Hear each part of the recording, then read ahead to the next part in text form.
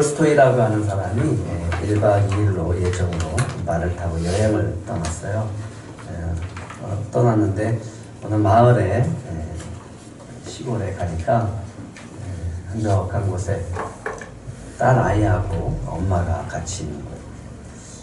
근데 이 어린 소녀는 톨스토이가 갖고 있는 이 백합꽃 수가 놓인 가방을 이렇게 보고는 갖고 싶어서 엄마한테 쫄르기 시작을 하는 거예요. 울면서 졸으면서 저거 갖고 싶다고. 근데 톨스토이가 그 아이가 얘기하는 것을 들었어요. 그 아이가 뭘 원하는지도 알고 있었습니다. 그런데 모르는 척 지나갔어요. 한참 지나가다가 아무래도 마음에 걸리는 거예요. 그래서 다시 돌아가서 그 아이를 만납니다. 아이한테 약속을 합니다. 내일이 지나면 이 가방은 나한테 필요 없게 된단다. 내가 여행을 마치고 돌아올 때 내가 너한테 꼭 이 가방을 줄 테니까 울지 말고 기다려라.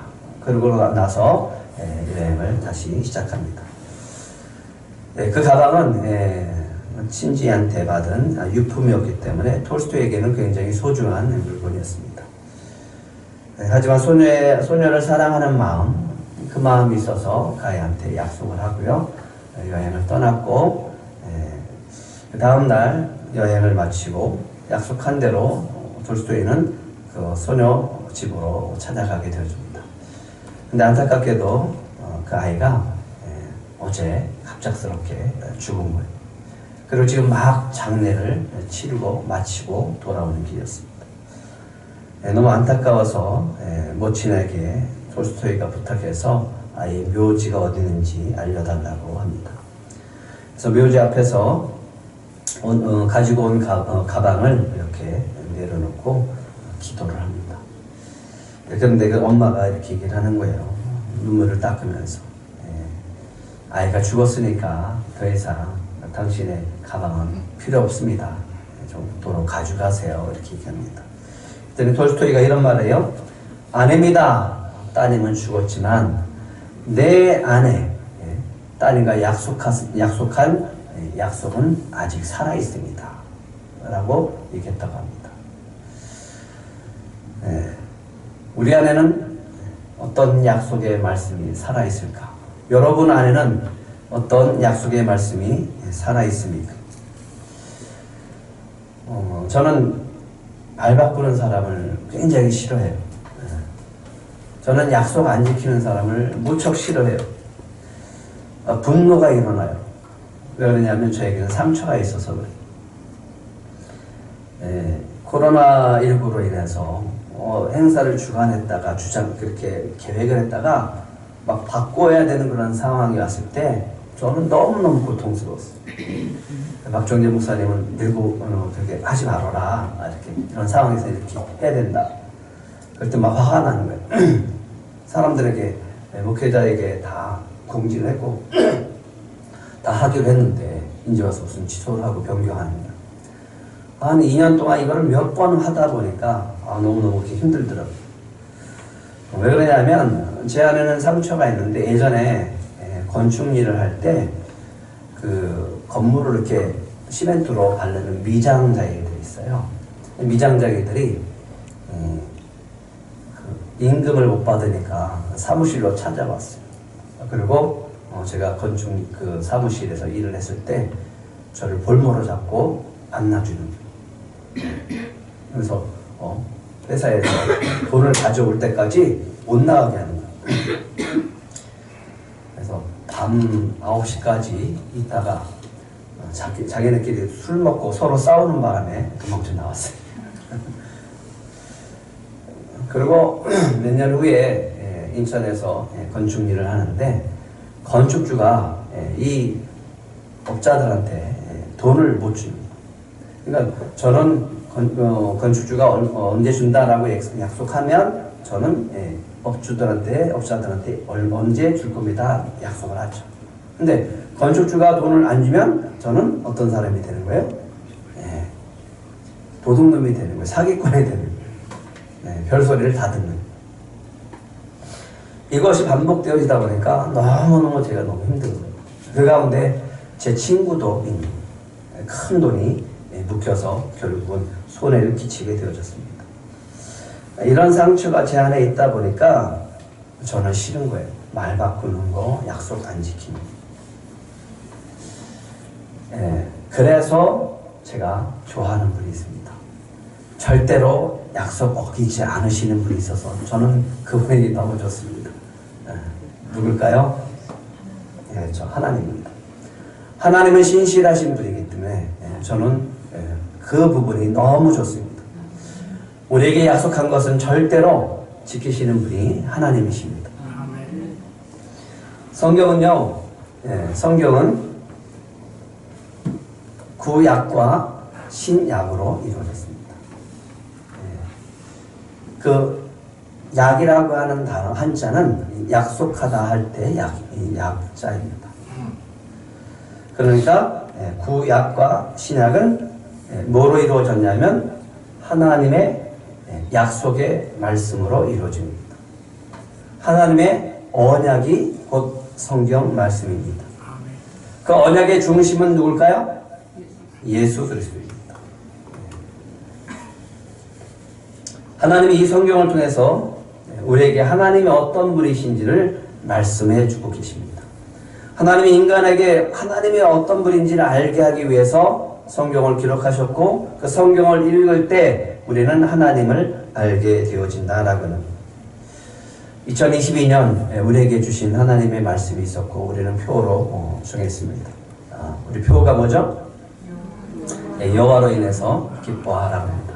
여호와로 인해서 기뻐하는 것이 우리의 힘이 된다라고 말씀하셨고요. 그 말씀이 오늘 우리 가운데 있어서 여러분들이 여호와로 인해서 기뻐할 때 그것이 우리의 삶에 큰 능력과 힘이 되어질 줄 믿습니다. 성경 속에서의 언약이라는 단어는 참 많이 나옵니다. 그럼 언약이 뭘까요? 어떤 것이 언약일까요? 그냥 약속하는 것, 말로써 약속하는 것, 언약이죠. 근데 그런 의미가 있지만 성경 속에서의 언약은 굉장히 깊은 의미가 담겨져 있습니다. 고대에는 이 약속을 할 때 그냥 약속하지 않고요. 제물을 들여서 제물의 피로 약속을 했습니다. 하나님의 언약도 마찬가지입니다. 제물을 쪼갭니다. 쪼개고요. 쪼개놓은 제물을 서로 이렇게 마주보게 합니다. 그리고 제물에 피가 흘러가죠. 죽음이죠. 그 죽음 사이로 언약을 맺은 두 사람이 지나가는 게 곧 언약식입니다. 언약을 맺은 두 사람이 죽음 가운데 걸어가는 거예요. 그러면서 뭘 다짐하냐면 언약을 지킬 것을 다짐합니다. 이거는 어떤 의미냐면 나는 이제 나의 독립적인 삶을 이제 포기하겠습니다 라는 뜻이에요. 내 마음과 내 뜻대로 살았다라고 하는 것인데 이것을 이제 내려놓겠다라고 하는 거예요. 그러면서 이제부터는 항상 상대방을 깊이 고려하면서 살겠다라고 하는 다짐이 들어있습니다.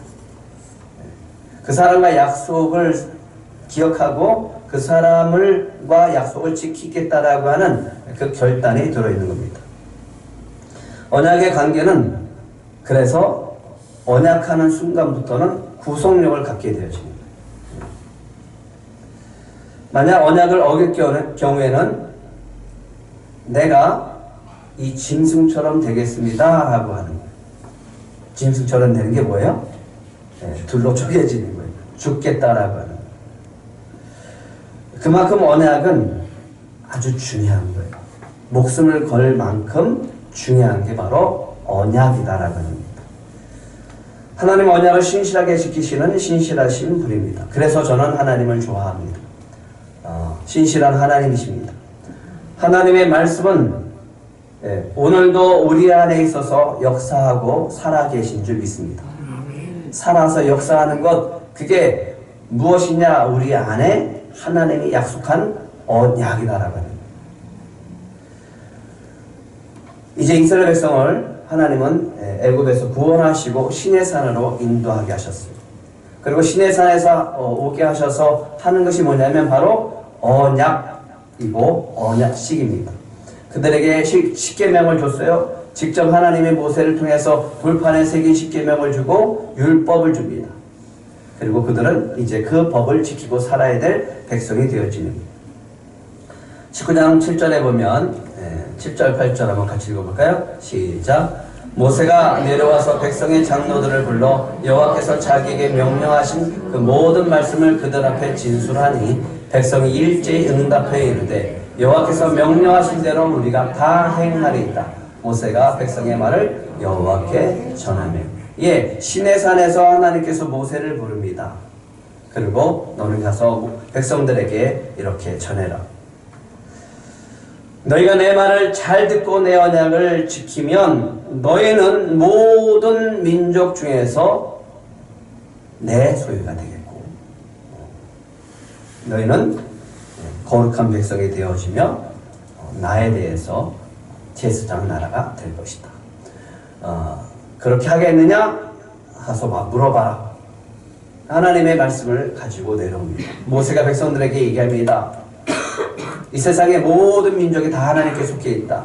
만약에 너희들이 하나님의 말씀을 가지고 너희가 지켜 행하면 이 언약을 지키면 하나님의 소유된 백성이 되고 하나님의 제사장 나라가 되며 하나님의 거룩한 백성이 될 것이다. 그렇게 하겠느냐? 라고 했을 때 이스라엘 백성이 뭐라고 그랬어요?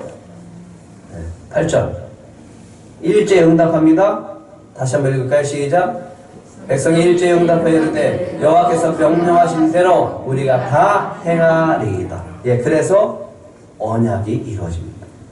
하겠느냐? 네. 이 언약을 통해서 이제 이스라엘 백성은 더 이상 노예가 아니에요. 애굽의 노예가 아닙니다. 하나님의 백성이 되어집니다. 우리에게는 어떤 하나님의 약속이 있습니까?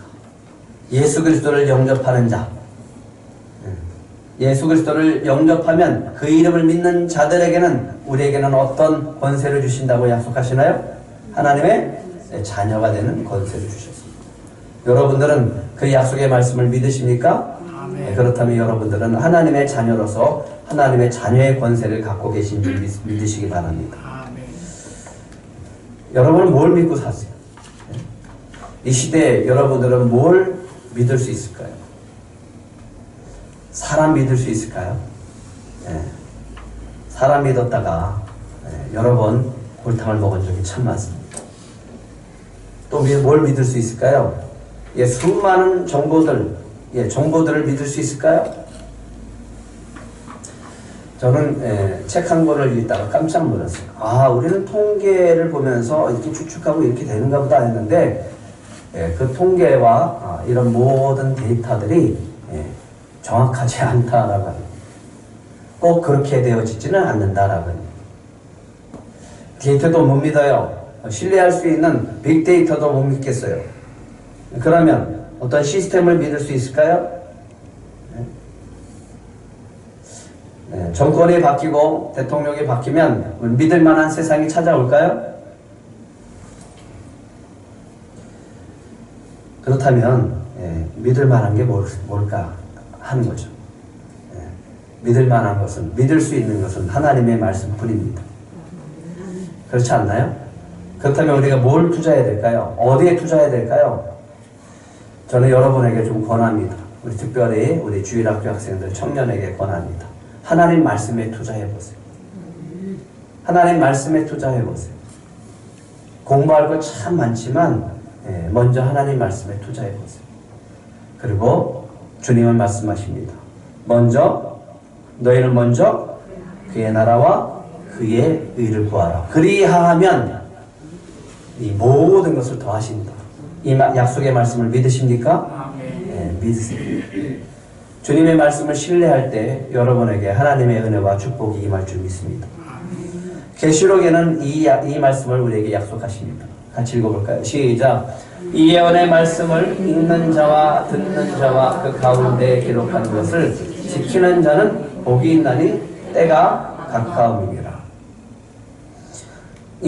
읽으세요. 들으세요.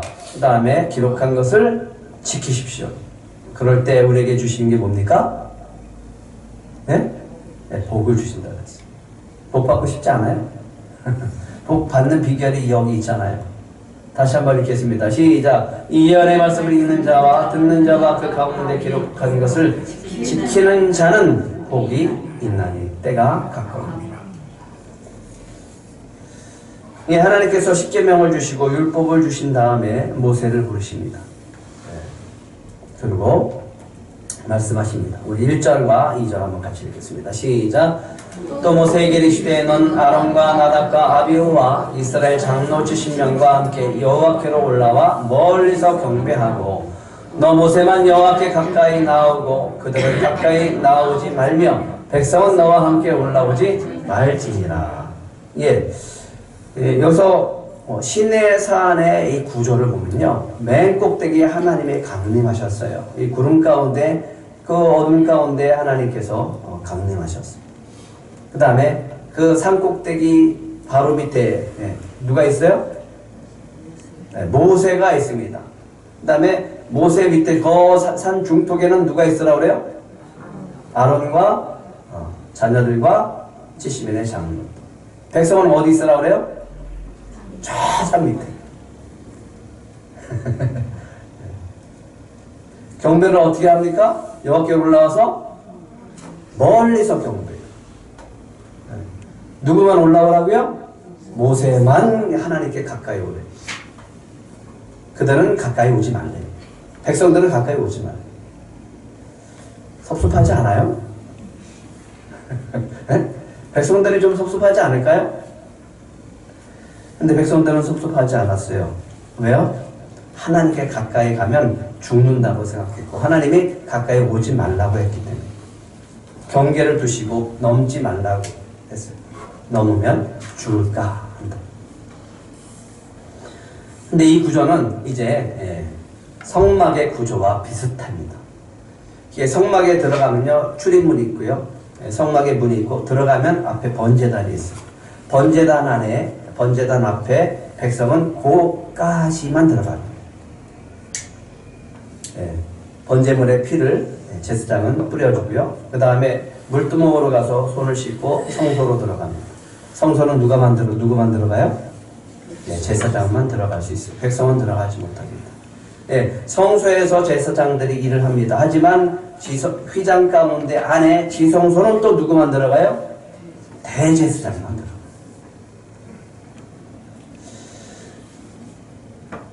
너무 하나님과 거리가 멀지 않아요?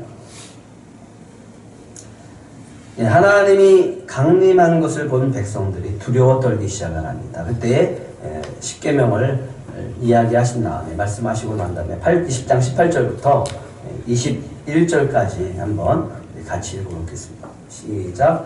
무백성이 우레와 번개와 나팔 소리와 살의 연기를 본지라 그들이 볼 때 떨며 멀리 서서 모세에게 이르되 당신이 우리에게 말씀하소서 우리가 들으리이다. 하나님이 우리에게 말씀하지 말게 하소서 우리가 죽을까 하나이다.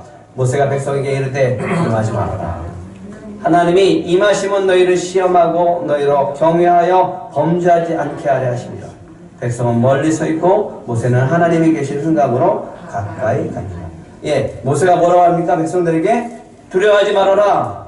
하나님이 이렇게 임하심은 너희를 뭐하기 위해서? 시험하고 경외하여 뭐하지 않도록 범죄하지 않는 거룩한 하나님의 백성이 되도록 그렇게 하신 것이다. 이렇게 강림하신 것이다. 그런데 이스라엘 백성들은 두려워요. 두려워서 얘기합니다. 3절과 4절 한번 같이 읽겠습니다. 시작. 모세가 와서 여호와의 모든 말씀과 그의 모든 율례를 백성에게 전하며 그들이 한 소리로 응답하여 이르되 여호와께서 말씀하신 모든 것을 우리가 준행하나이다. 모세가 여호와의 모든 말씀을 기록하고 이른 아침에 일어나 산 아래에 제단을 쌓고 이스라엘 12지파대로 12기둥을 세우고. 우리가 좀 모세처럼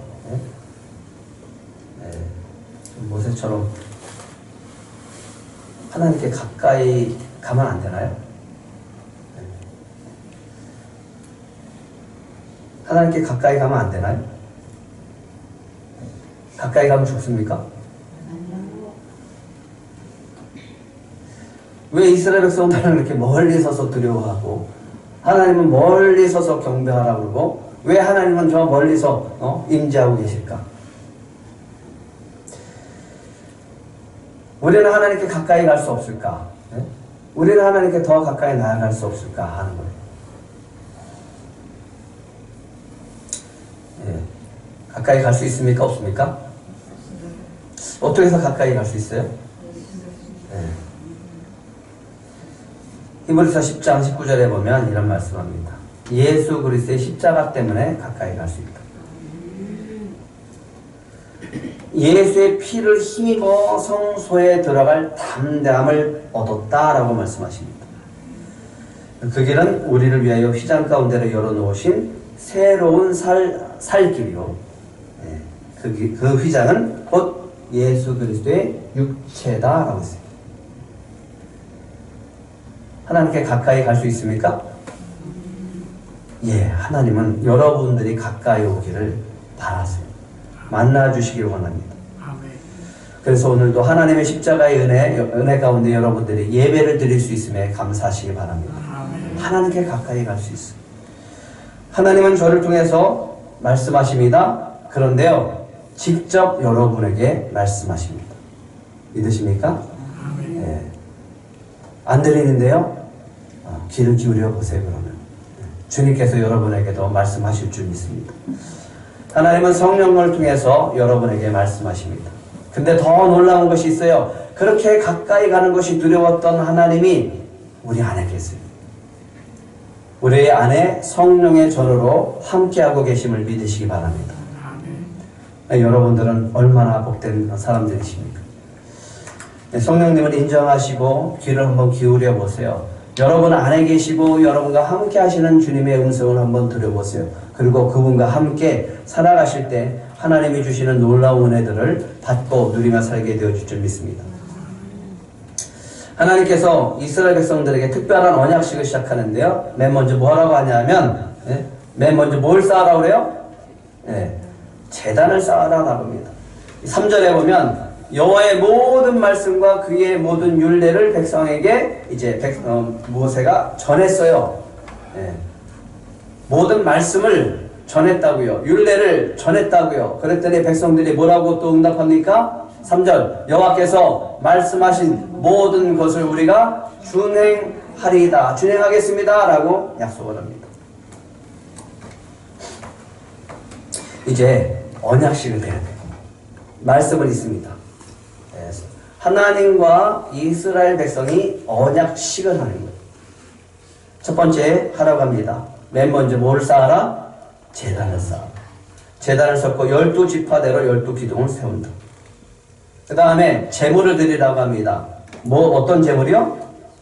소의 제물을 준비하라. 그때 두 가지 제사를 드립니다. 첫 번째는 번제고요. 두 번째는 화목제입니다. 번제와 화목제의 의미가 있습니다. 번제는요, 다 태워서 하나님께 드립니다. 다 드리는 거예요. 화목제는 하나님께 일부만 드리고 나머지는 나눠 먹는 거예요. 어떤 느낌이 드시나요? 율법에 두 가지가 있다고 했잖아요. 첫 번째는 누구 사람? 하나님 사람. 두 번째는 이웃 사람. 십자가는 뭐예요? 하나님과 나의 관계. 나와 이웃과의 관계. 보이십니까? 언약의 관계. 그 다음에 주시는 것이 있어요.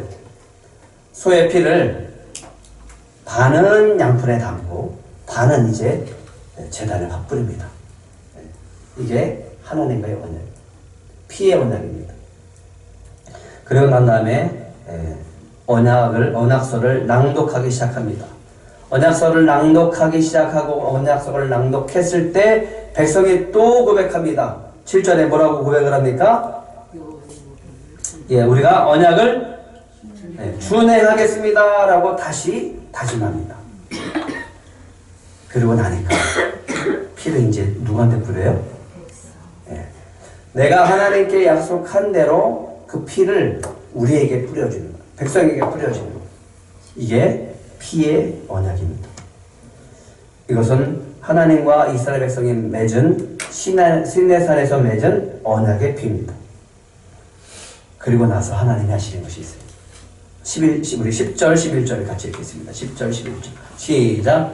이스라엘의 하나님을 보니 그의 발 아래에는 천국을 편듯하고 하늘같이 청명하더라. 하나님이 이스라엘의 자손들과 존귀한 자들에게 손을 대지 아니하셨고 그들은 하나님을 뵙고 먹고 마셨더라. 예, 아까 하나님을 보면 어떻게 된다 그랬어요? 죽는다 그랬잖아요. 근데 하나님을 봤는데 안 죽었어요. 천국이 임한 거예요. 하나님 나라가 임한 거예요. 그리고 하나님과 어떻게 했어요? 하나님은 그들을 손을 대지 않았고 하나님과 어떻게 했다고요? 하나님을 뵙고 먹고 마셨더라. 이게 하나님과 맺어진 이스라엘 백성의 최고의 행복이에요. 축복이에요. 하나님은 이스라엘 백성의 하나님이 되셨고 이스라엘은 하나님의 백성이에요. 그리고 이스라엘 백성은 이제 하나님의 말씀을 따르겠다고 결단했고 하나님은 이제 이스라엘 백성을 하나님의 백성으로 하나님의 소유된 백성으로 언약 백성으로 삼아주셨다라고요.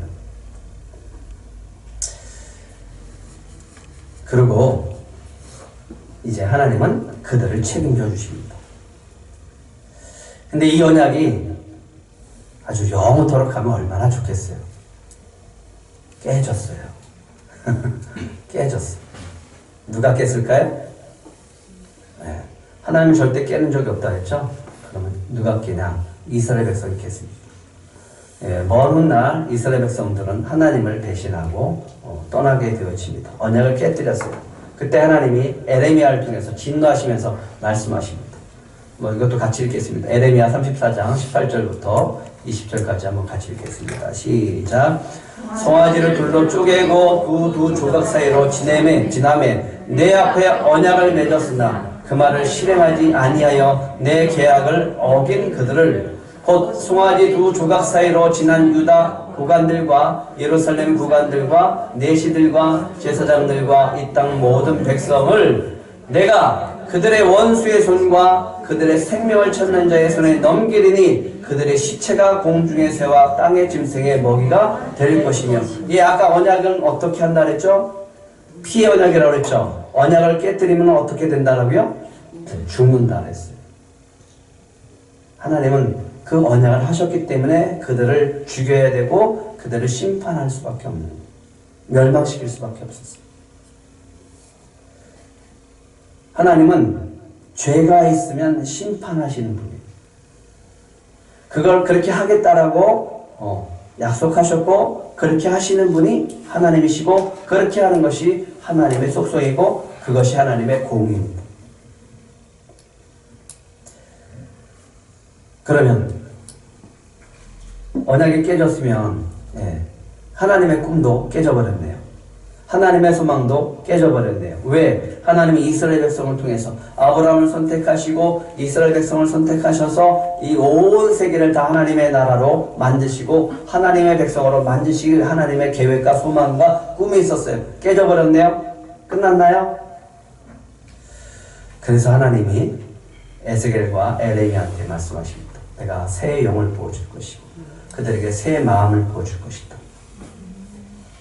그리고 이 땅에 그것을 성취하시고 그것을 이루시기 위해서 예수님을 보내셨다라고 하는 거예요. 마태복음 26장 26절부터 28절까지 한번 같이 읽겠습니다. 시작.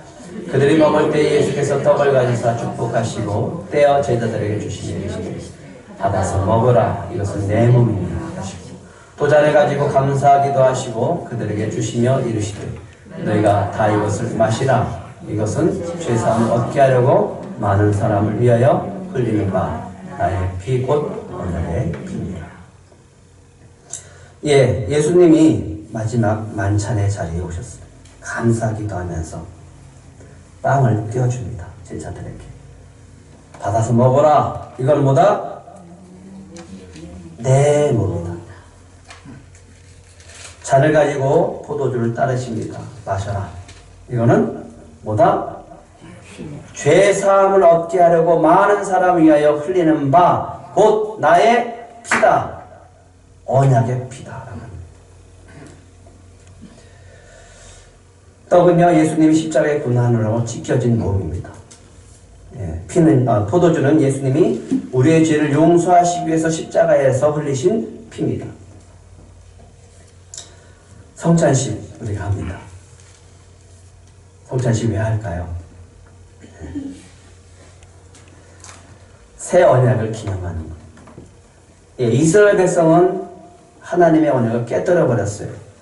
그런데 하나님은 다시 그 언약을 예수님을 통해서 맺어주십니다. 그리고 우리까지 초청해서 그 언약에 참여케 하십니다.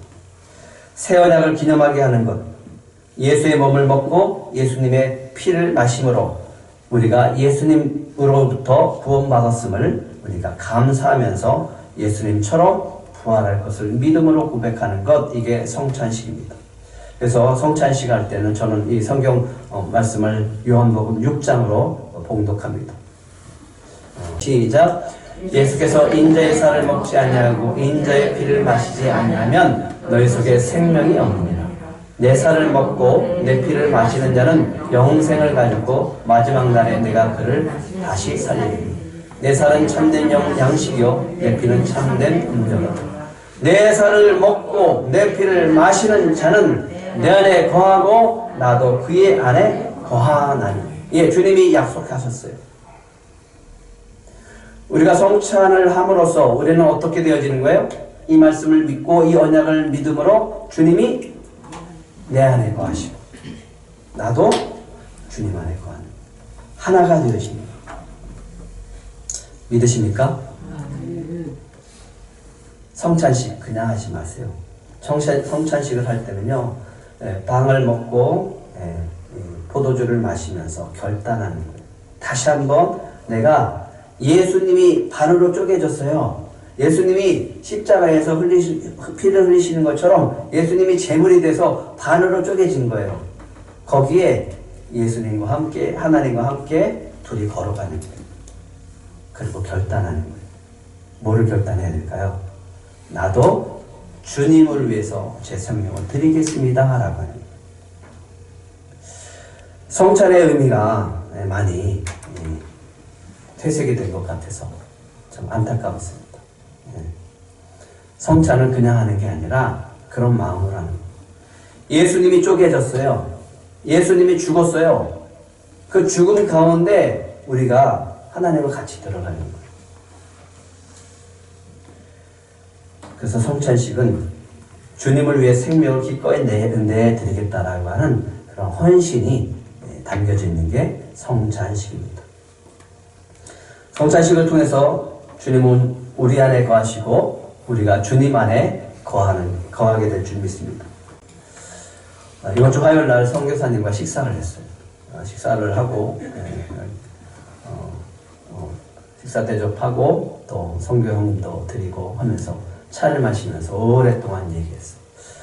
오랫동안 얘기하고 돌아오는데 사모가 그러더라고요.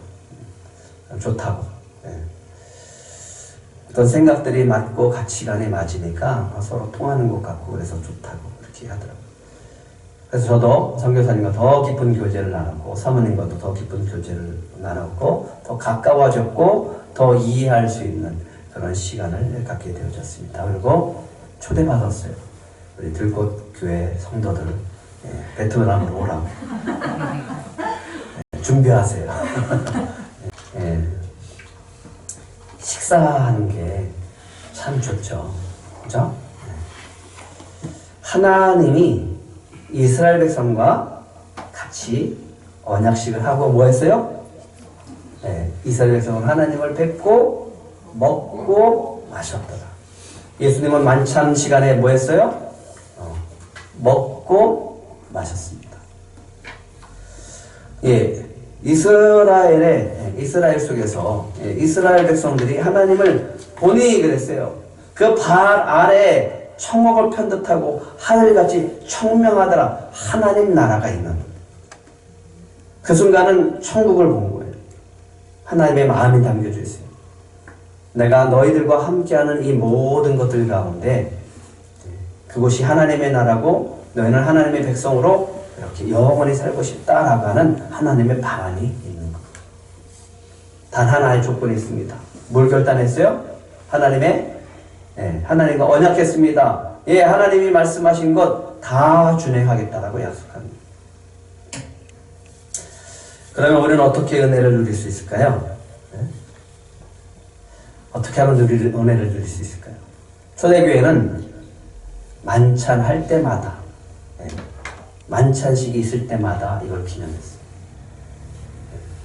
성찬이 되어지는 거예요. 만찬이고 성찬이고 성찬이 만찬이 되어지는 거예요. 그러면서 기념하는 거예요. 만남의 자리가 나눔의 자리가 되어지는 거예요. 주님의 몸과 주님의 피로 나눠지는 거예요. 만남의 자리에서 먹고 마심으로 축제의 자리가 되어지고요. 만남의 자리에서 주님의 십자가의 은혜가 나누어지는 자리가 되어졌다는 거예요. 그 교제 속에서 서로 사랑하게 되어지고 그리고 공동체 안에 하나가 되어지는 은혜가 있었습니다. 예, 식사의 문제 때문에 여러 가지 어려움이 있었지만 절대로 주님은 이 부분에 대해서 소홀하지 않기를 바라십니다. 우리가 점심 식탁 나누는 거 그거 소홀하게 여기지 마시고 그 안에 주님의 만찬석이 될 수 있도록 기도해 보시기 바랍니다. 그래서 이번 사순절 기간 여러분들이 하셔야 될 것이 있습니다. 금식하지 마시고요. 식사하세요. 이번 사순절은요, 금식하지 말고 식사하세요. 식사할 때마다 주님을 생각하세요. 식사할 때마다 누굴 생각하라고요? 주님을 생각하시라고. 만찬석에 계신 주님을 생각하시라고요. 마지막까지 자기 몸과 자기 피를 주신 주님을 생각하시라고요. 사순절 동안 그렇게 한번 지내보세요. 그리고 하나의 미션을 드리겠습니다. 만약에 전도 대상자가 있다면 식사하세요. 같이 식사하세요. 그리고 식사의 자리에서 주님의 마음으로 주님과 함께 계심을 믿고 주님의 사랑을 전해보시기 바랍니다. 그래서 이번 사순절 기간에는 여러분들이 꼭 식사할 때마다 이 은혜를 나누시고요. 전도 대상자와 꼭 만나서 식사함으로 주님의 은혜를 보게 해달라고 그렇게 기도하시기 바랍니다. 이 성경 구절을 꼭 기억하세요. 오늘 출애굽기 24장 11절입니다. 다시 한번 읽어볼까요? 11절 시작. 하나님이 이스라엘 자손들의 존귀한 자들에게 손을 대지 아니하셨고 그들은 하나님을 뵙고 먹고 마셨다.